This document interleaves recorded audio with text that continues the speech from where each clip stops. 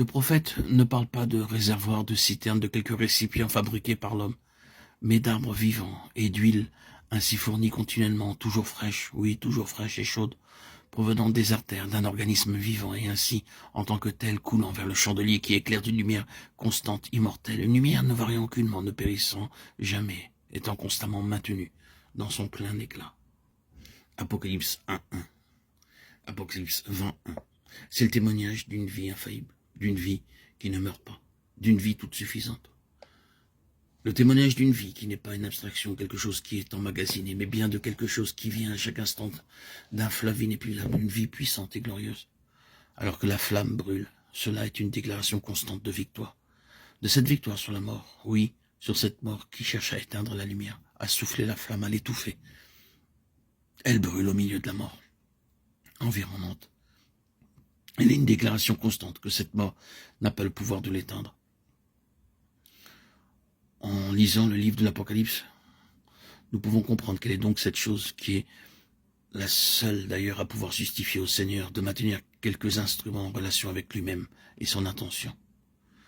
Ce n'est certes pas que cet instrument possède beaucoup de bonnes choses. Ce n'est pas non plus qu'il ait son origine en lui, ni même qu'il ait une grande histoire, un passé remarquable. Ce n'est pas qu'il se soit forgé un nom, une réputation, un nom tel que le souvenir de jours très glorieux reste présent à l'esprit. Mais c'est uniquement ceci. Il y a aujourd'hui la même flamme immortelle de vie divine dans son puissant témoignage contre la puissance de la mort, répandue tout autour. Cela est pour le Seigneur sa seule justification. Vous noterez qu'en relation avec les 7 chandeliers d'or, il y a les 7 esprits de Dieu et Jésus-Christ le témoin fidèle.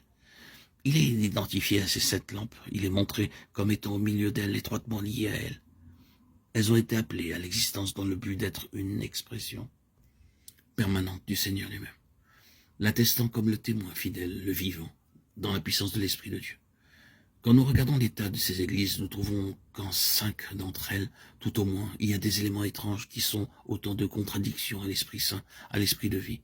Lorsqu'une telle chose se trouve dans le peuple de Dieu, à l'intérieur du vase, de l'instrument, cela constitue un élément de mort et procure à Satan son empreinte, sa place. Et bien que cela ne soit pas conscient pour la plupart des personnes concernées, le témoignage est catégoriquement contredit et annulé.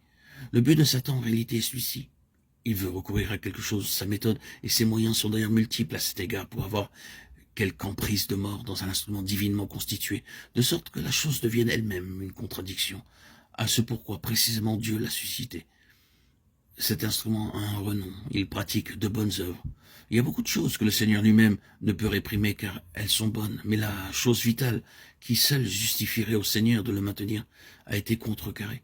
La question n'est pas cet instrument jadis fut-il bon, ni est-ce qu'il prospère aujourd'hui, mais bien plutôt est-ce que le Seigneur a cette chose centrale, fondamentale, essentielle, indispensable pour laquelle il avait levé son instrument, qu'il soit individuel ou corporatif. Il l'avait amené dans une relation étroite avec lui-même. Il l'avait saisi, et qui devait être sa vocation spécifique. Cela s'applique à chacun de nous. Nous avons tous été saisis par Jésus-Christ. Et il y a un but précis dans ce fait. Nous n'avons pas été saisis juste pour être sauvés.